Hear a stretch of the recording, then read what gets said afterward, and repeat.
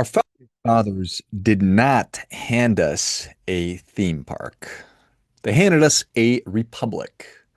And a republic is not something that you visit. It is, in fact, something that you keep. So, what I want to talk about today, I have a question for you. Are you a good American? Are you a good American? It's not, do you feel patriotic? It's not, do you have strong opinions? It's not, do you make it to the voting booth every couple of years? It's a question of, are you the kind of person a free country requires to survive? Because that's the real test. It's not what you say, it's not even what you believe, it is what you are. So, what is meant by the term a good citizen?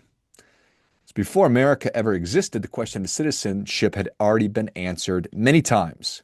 In Rome, a good citizen was expected to serve, expected to obey the law, to protect the republic, to put duty above private personal comfort.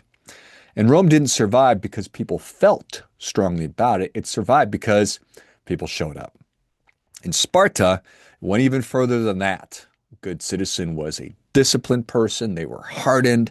They were prepared to sacrifice everything for the state, and many of them did.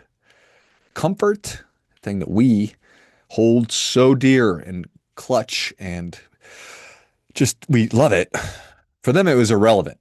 Weakness, that was unacceptable. Now, both Rome and Sparta certainly had flaws, but they understood something that I fear we may have forgotten. That citizenship isn't just a label, it is an identity, it is a responsibility, it is something that demands something of you. Then came us, the United States of America, and something very, very different happened. The founders didn't just create a new company or a new country or a new organization or a new entity. What they did is they created a new kind of citizen.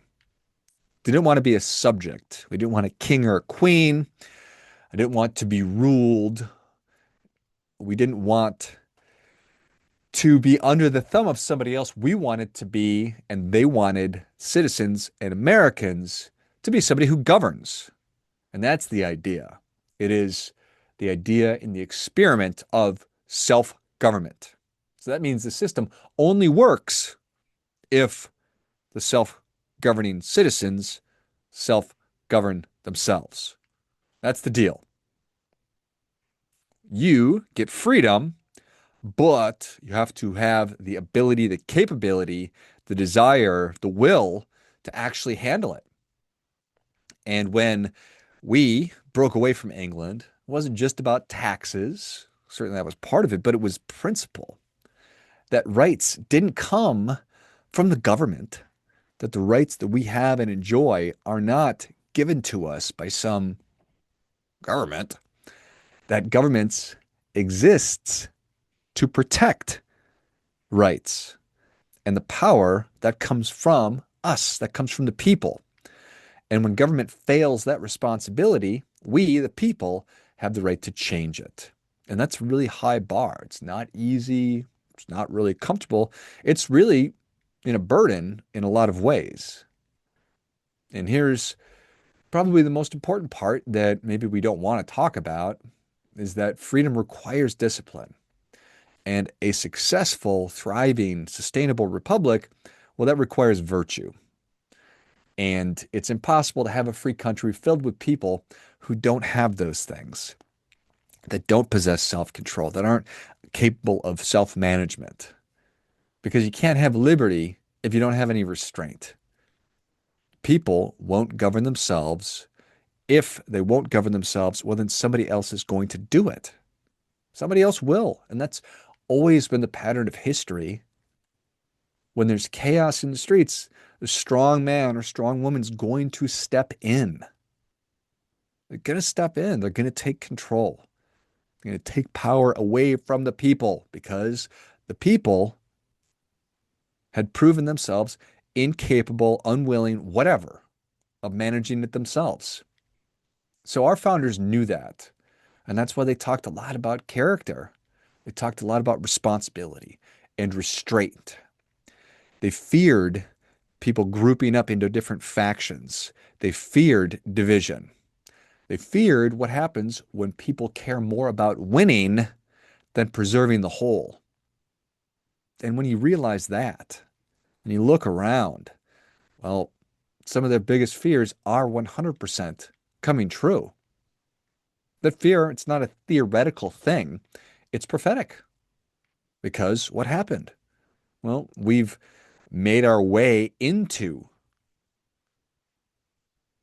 we have been carried along by the currents of modern living. We've drifted along, and what we've become are consumers of America as opposed to stewards of America. So now the biggest question is, well, what do I get? I deserve that. I'm owed this. Instead of asking, what can I give? What can I build? What needs to be protected? And it's just this constant stream of arguing and bickering and very little introspection, very little research or studying.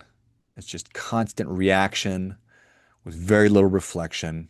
We confuse freedom with doing whatever we feel like, and that is not freedom. That is indulgence. And indulgence does not sustain the republic. Because what does indulgence do? Does it make you stronger? Does it make you more disciplined? Does it help you develop grit and tenacity? Well, of course it doesn't. It makes weak people. Indulgence produces weakness. And weakness invites, in fact, demands control. If you don't have self-control, well, somebody's got to control you. You need to be controlled.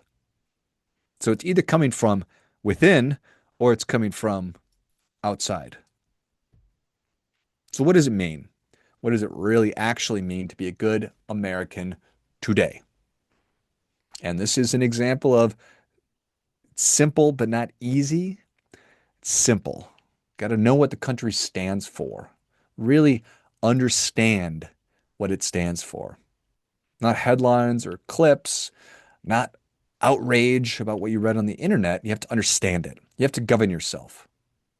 You have to be able to manage your own time, your own behavior, your own emotions and mindset. You have to take responsibility for your life. You have to participate in the process locally, not just nationally. You have to be useful wherever it is that you are. We have to tell the truth. We have to keep our word. We have to raise capable human beings. We need to be building. We need to be contributing more than we consume, because that's the standard. Not perfection, but responsibility. A republic doesn't die all at once. It dies slowly. It reminds me of the really funny and famous Hemingway quote about how he went bankrupt. He said, gradually at first and then all at once. Well, that's how the country goes too. It doesn't just all of a sudden have some kind of a big bang where the whole thing sort of collapses on itself, because that would suggest that one event led to it. But no, it dies slowly.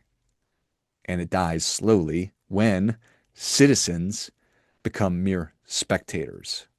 When responsibility, it's not, it becomes an optional thing, not an essential, not a necessary, not a personally owned kind of a thing. And it happens when freedom becomes entitlement. It's a human right. Well, no, it's not, because it historically never has been. It's not a human right. It's not an entitlement. It's something that must be fought for, and it must be fought for every day. So our founding fathers didn't hand us a theme park. They handed us a republic. And a republic is not something you visit. It's something that you keep. Again, the question is not, is America good enough for you? The question is, are you good enough for the burden of being free? That really strikes me. Is America good enough for you? Is America good enough for me? Everywhere you go, everywhere you look, people are so ingrateful, so ingrateful. I'm going to leave America. I'm going to go here. I'm going to go there. It's, stolen land, colonizers, blah, blah, blah, blah, blah, blah, blah. America's not good enough for you if you believe that to be true. You you are of the mind that you are questioning the value of the United States of America, when in fact you should be questioning whether or not you are good enough for the burden of being free. We were handed a republic, and the question at that time was if you're able to keep it, if you can keep it. And by every metric, we are we are falling short of that standard. We are falling short of the burden. We are currently not doing the things that it takes to have a republic. We are not exercising self-governance. We are not being virtuous people. We are just consuming America as opposed to being good stewards of America. And being a good steward of America, it again demands that you understand that reality right there, that you're not entitled to this. And this is not always a guarantee, this is not a guaranteed thing. And it's incumbent upon you and me and everyone else as individuals to do the things that must be done. This is an example of how you do one thing is how you do everything else. And if we were to commit to making ourselves as strong as we possibly can be, making sure that our loved ones are taken care of, and then expanding it out from there, making sure that your streets and your neighborhoods are clean, your parks are clean, making sure that you are minding the store and paying attention to who it is being elected or running for office in your town, in your city, in your state, and then you can look nationally. And then once we've got all that figured out, that's maybe when we can look outside of the borders of the United States. But what are we doing? All we're doing is being focused on places outside of where we are. That's obviously not all we're doing, but that's a big part of what we're doing. You need to put yourself first, and putting yourself first means essentially that you're putting America first as well, because you're working to become the strongest version of yourself. You're becoming productive, you're becoming of value, and that's what we need. You need to be somebody capable of self-governance. You need to be somebody who appreciates and values the brilliance of the American system that exists really nowhere else ever. Um, and if we can get back to that, then I think that we've got a shot. But if we keep slipping and moving in the direction that we're currently going in, I don't think that we have a shot. So that's my case. Hopefully it's decent. Hopefully it's good. Hopefully something's resonated with you. And hopefully you are somebody who is willing to and able to do your part by doing your best.